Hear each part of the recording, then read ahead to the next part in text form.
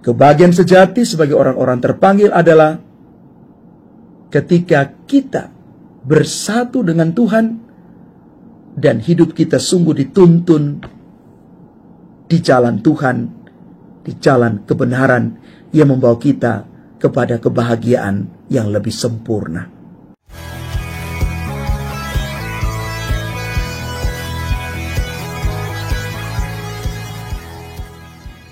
Salam Bapak Ibu, saudara dan saudari, sahabat-sahabat garam dunia yang terkasih.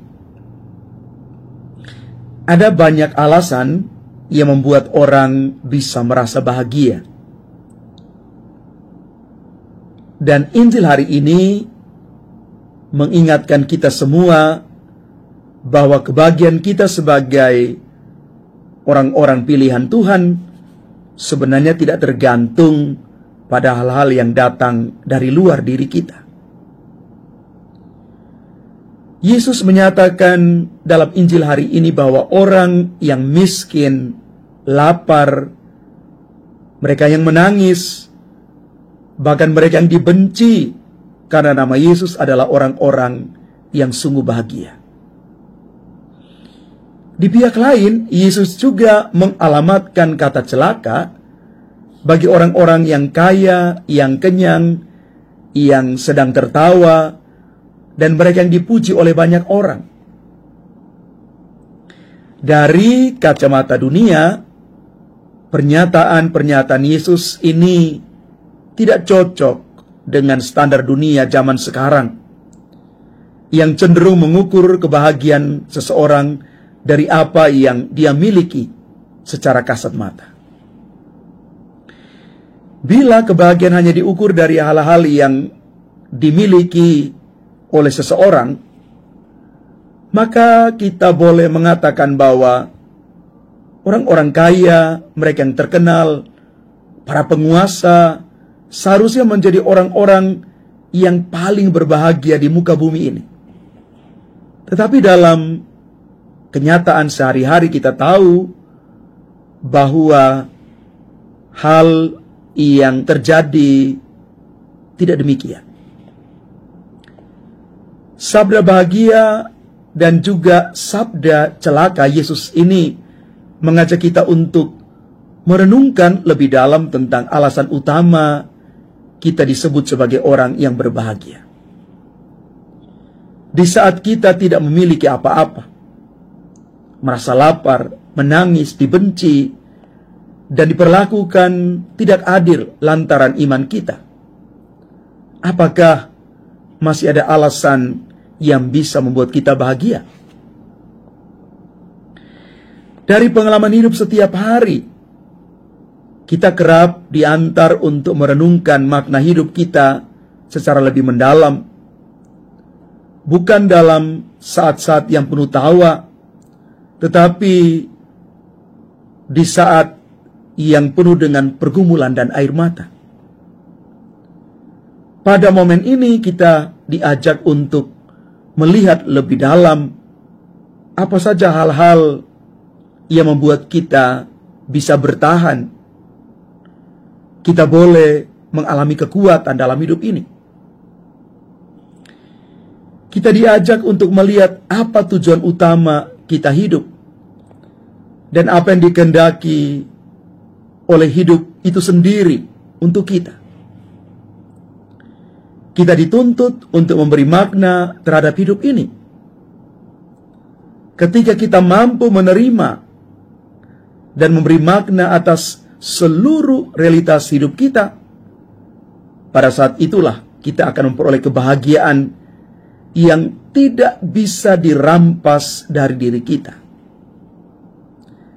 Namun pertanyaan selanjutnya adalah, bagaimana kita harus memaknai hidup itu sendiri? Bapak Ibu saudara-saudari terkasih, segala sesuatu yang kita miliki, bahkan nyawa kita, boleh diambil dari kita. Tapi ada 3 hal yang tidak pernah bisa diambil orang lain dari kita, yakni iman, harapan, dan kasih.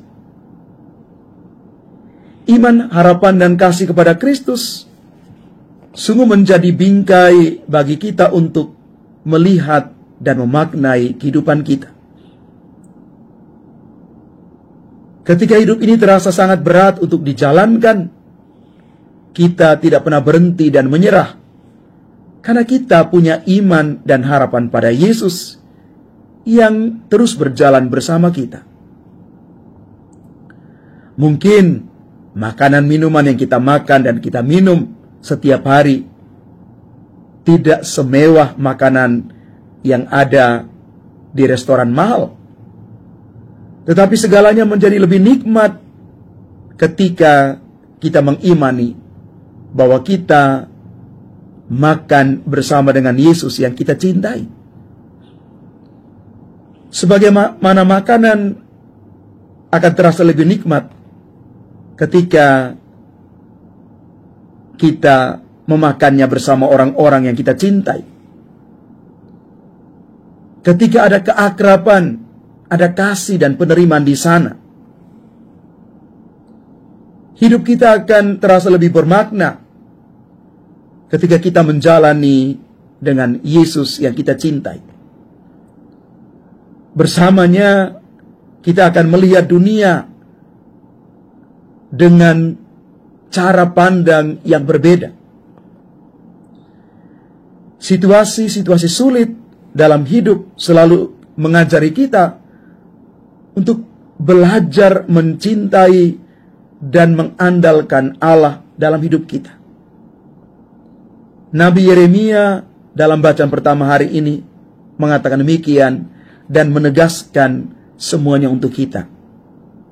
Diberkatilah orang yang mengandalkan Tuhan, yang menaruh harapannya pada Tuhan. Maka mari kita bertanya pada diri kita, apa saja hal yang membuat saya merasa bahagia selama ini? Apakah saya sudah menjadikan Yesus sebagai alasan dan sumber utama kebahagiaanku? Bapak, Ibu, saudara-saudari yang terkasih, kebahagiaan itu kita perjuangkan bersama Tuhan dalam seluruh hidup kita. Tetapi hati yang bahagia sungguh-sungguh menjadikan kita makin kuat bertahan di dalam kehidupan ini. Semoga hati kita terus bahagia menjalani hidup ini. Dan semoga dengan hati yang bahagia ini, kita bisa menjadi saluran berkat bagi siapapun, dimanapun kita berada. Kebahagiaan sejati sebagai orang-orang terpanggil adalah ketika kita bersatu dengan Tuhan dan hidup kita sungguh dituntun di jalan Tuhan, di jalan kebenaran yang membawa kita kepada kebahagiaan yang lebih sempurna. Jangan tinggalkan Tuhan dalam keadaan apapun juga. Datang kepada Dia. Dialah sumber kebahagiaan sejati. Tuhan memberkati kita sekalian. Amin.